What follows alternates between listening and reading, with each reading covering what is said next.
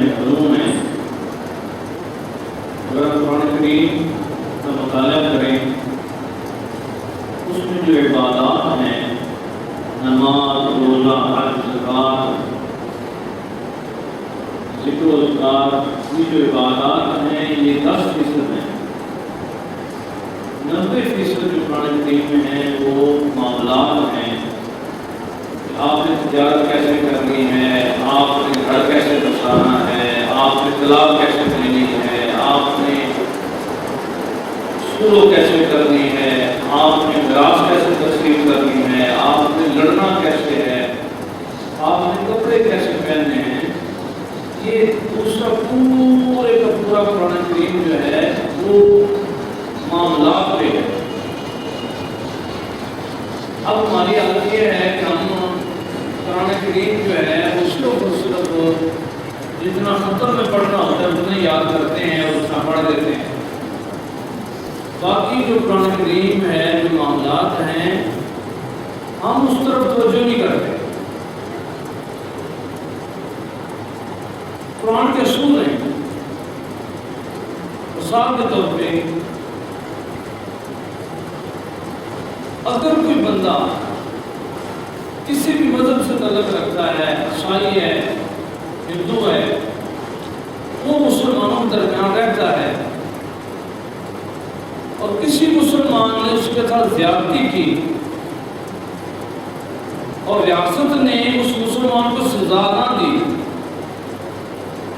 مثال کے طور ایک عیسائی کو کوئی مسلمان تھپڑ مارتا ہے، پتہ کہتے ہیں یہ تو عیسائی ہے، پولیس والے انصاف نہیں کرتے،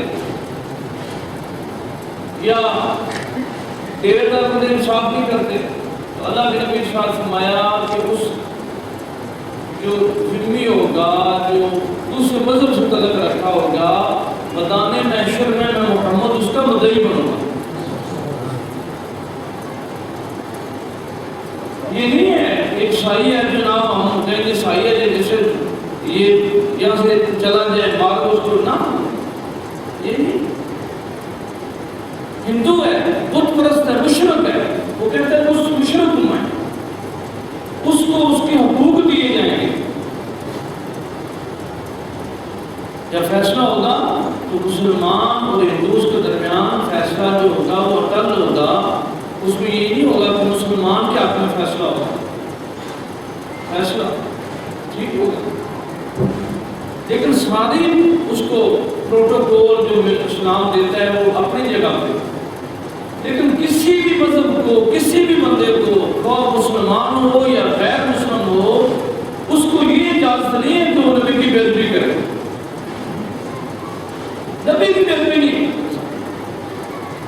امام مالک سے پوچھا گیا حضور اگر کوئی بندہ نبی کی بے ادبی کرے، فرمایا کہ من سب نبیا فاقتلوہ، جو بندہ نبی کی بے ادبی کرے گا اس کا سر کاٹ دو۔ اگر یہ نہ ہو سکے تو پھر فرمایا کہ پھر مسلمانوں کو زندہ رہنے کا حق نہیں، مسلمانوں کو ان کے نبی کی بے ادبی کر کے کوئی بندہ زندہ رہے تو پھر مسلمانوں کو زندہ رہنے کا حق نہیں۔ یہ نہیں ہے کہ ہمارے مذہب اسلام میں جو ہے وہ انصاف نہیں ہے، افراتفری نہیں ہے۔ کئی ملکوں میں جیسے کہ انگلینڈ میں اگر وہ ملکہ کی بے ادبی کرتا تھا، ملکہ کے خلاف بات کرتا تو اس کی سزا موت تھی۔ جرمن میں بندہ کوئی یہودیوں کے خلاف بات کرتا ہے، وہ کہتا ہے یہودیوں کے ساتھ ایسا مسئلہ تو اس کی سزا موت ہے۔ مسلمانوں میں یہ ہے کہ جو بندہ نبی کی بے ادبی کرے گا اس کی سزا موت ہو۔ جب غازی ابن شہید رحمۃ اللہ علیہ نے اس ہندو کو قتل کیا جس نے میرے نبی کی شان میں بے ادبی کی تھی، جو قرآن اس نے کتابیں لکھی، اب علامہ اکبر رحمۃ اللہ علیہ، کیڈر رحمۃ اللہ علیہ، نوابوں نے بڑی محنت کی کہ اس بندے کو پھانسی بھی لگنی چاہیے۔ اصول بھی یہ ہے کہ انگلینڈ میں ایک بندہ مسلمان تھا، وہ شراب پینے کے لیے ہوٹل پہ چلا گیا، ٹیکسی ڈرائیور تھا، جیسے ڈرائیور نشہ نشہ کرتے ہیں وہ چلا گیا، ہوٹل میں کہا کہ جو شراب سامنے رکھ لی ابھی وہ پینے کی تیاری میں تھا، تو ساتھ گرجا گھر سے آواز آئی کہ بندہ نبی کی شان میں بے ادبی کرتا ہے. اس کو نشہ تو بھول گیا، وہ گیا اٹھ کے جا کے دیکھا ایک بندہ نبی صلی اللہ علیہ وسلم شان پہ تھی، وہ پادری بے ادبی کر رہے ہیں. اس نے کہا اگر میں ادھر حملہ کیا، میں نے اس کو مارا تو مجھے ماریں گے، بندے وہ زیادہ ہیں، میں اکیلا ہوں. اس نے کہا اس کو باہر آنے لیں. اب شراب کی بوتل سامنے پڑی اور بیٹھ کے منہ اس نے تبدیل کر لیا، رستے کے دیکھنا شروع کر دیا. وہ جیسے ہی وہ بے ادب گزرا، اس نے وہی شراب کی بوتل پکڑی، اس کو توڑا، اس بندے پہ حملے کر دیا. اتنے زیادہ حملے کیے کہ وہ بندہ مر گیا. پولیس نے پکڑ لیا، عدالت میں فیصلہ چلا گیا. انگریز جج نے فیصلہ کیا کہ اس بندے کو بری کر دیا. ساتھ اس نے فیصلے میں لکھا اس کو سزا تب میں دیتا اگر یہ بھی مولوی ہوتا، ان کی آپس میں بحث ہوتی، ایک دوسرے بغض رکھتے، اس لیے اس نے قتل کیا. یا وہ بندہ بھی ٹیکسی ڈرائیور ہوتا، شرابی ہوتا، پھر قتل کیا. وہ ٹیکسی ڈرائیور ہے، شرابی ہے، یہ پادری ہے. پادری نے باتیں ایسی کی کہ اس بندے کو غصہ آیا، جذبات میں آیا، غیر ارادی طور پہ اس نے اس کو قتل کر دیا. اس کا ارادہ نہیں تھا.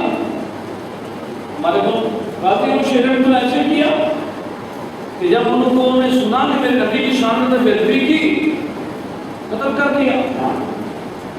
اب اس وقت ان لوگوں نے فیصلہ کیا کہ ہمارا ملک علیحدہ ہونا چاہیے،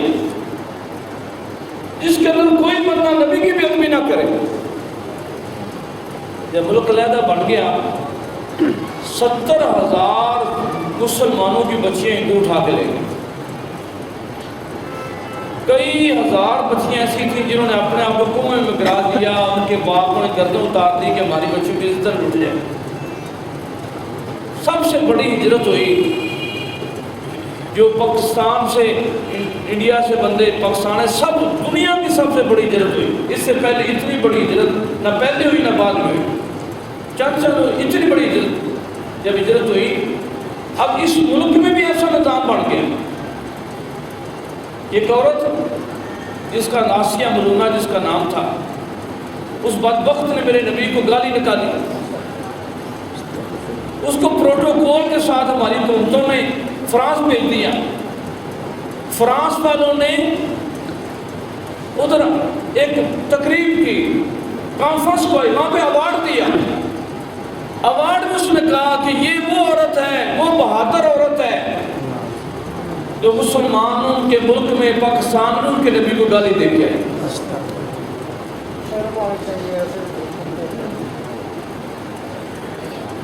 اب وہ سرگودا کے مرزئی تھے، انہوں نے نبی کی شان میں بے ادبی کی. ان کو انہوں نے ٹرمپ کے پاس بھیج دیا. یعنی کہ ایک مرزئی بندہ جس نے نبی کی شان بے ادبی کی ہو، اس کو باہر بھیجا گیا. پھر اس کو اتنا زیادہ عذاب دیا کہ ان کے ملک کے صدر کو ملا. ہمارے ملک میں تو بندے رڑ جاتے ہیں، تو کئی گھنٹے پانی میں کھڑے ہو کے پیارے کو فون کرتے رہتے ہیں. معاملات تو بندے، کوئی بندہ صدر تو دور کی بات ہے، عام بندہ بھی نہیں پوچھتا. ان مرزئی صدر کے پاس پہنچ گیا. انہوں نے کہا کہ ہم اس ملک میں ہمیں تحفظ نہیں ہے. ہر ملک میں مسلمانوں کو، ملک میں کوئی غیر مسلم تحت اس کو تحفظ ہے. اور جو مرزئی ہیں یہ غیر مسلم نہیں ہے، یہ دوسرا مذہب نہیں ہے، یہ مرتد ہیں، دین سے پھرے ہوئے. ساری بات کا مقصد یہ ہے کہ دوستو، اب اتنے